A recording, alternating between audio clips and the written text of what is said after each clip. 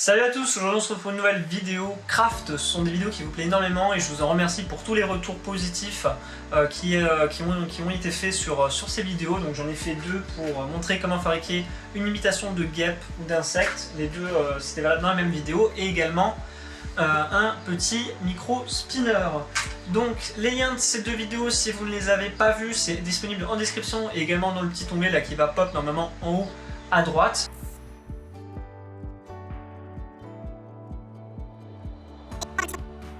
Et également dans le petit onglet là qui va pop normalement en haut à droite. Pour ceux qui regardent la vidéo en ce moment, donc il commence à faire chaud, très chaud même, on est fin juin là actuellement, et je me suis dit que ça pouvait être pas mal vu que les chaleurs augmentent de vous montrer un stick bait. Allez, c'est parti, on va commencer par dessiner des formes et en trouver une sympa qui me convienne pour mon projet.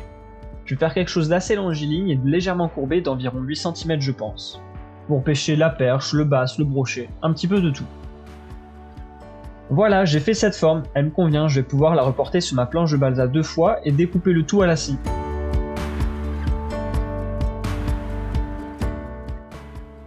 J'ai volontairement laissé un petit peu de marge autour de mes marques sur le balsa pour ne pas faire de bêtises.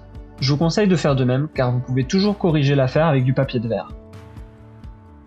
Avant d'avancer un peu plus loin dans la création de mon stick, il est important de se fixer des repères. Le premier va être l'emplacement du plomb. Sur les sticks, il ne se place pas comme sur les autres leurres comme les cranks ou les jerks. Il doit être placé à l'arrière du leurre. S'il était placé devant, le stick ne nagerait pas car il pointerait du nez et ne pourrait pas exercer cette nage en walking the dog. Alors qu'à l'arrière, il permet de stabiliser le leurre à la queue et lors de twitch qui viendront naturellement désaxer votre leurre, il nagera en walking the dog. L'avant du leurre n'étant pas plombé, il n'aura pas de résistance et plus de liberté pour effectuer cette nage en zigzag. Je mets en description la vidéo d'un américain qui explique correctement le fonctionnement en description. Une fois l'emplacement du plomb dessiné sur le leurre, il ne me reste plus qu'à créer une armature qui viendra contourner le plomb. Nos repères et armatures étant réalisés, la prochaine étape est de donner forme au leurre encore géométrique. Pour ce faire, il suffit de prendre un cutter, papier de verre et c'est parti pour donner sa forme.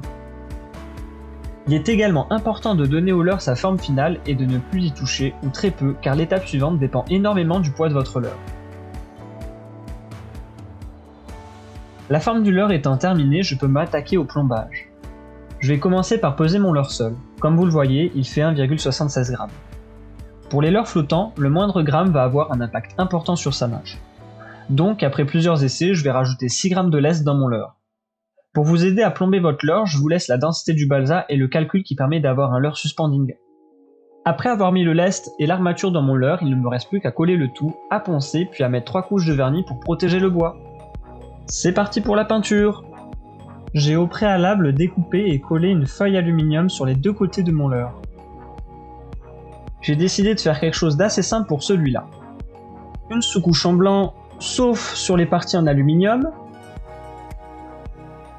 puis le dos et le haut des flancs en jaune, de nouveau le dos et le haut des flancs mais cette fois-ci un tout petit peu plus haut pour réaliser un léger dégradé avec une couleur jaune légèrement plus orangée.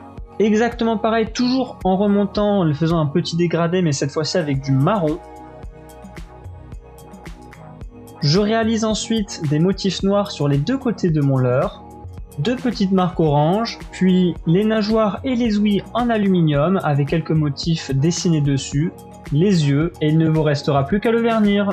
Je vous montre la nage de ce petit stick bait, donc il y a un petit walking the dog assez serré mais très sympa. Sur ce, j'espère que la vidéo vous aura plu, c'était Robin de Eurofishing, ciao ciao!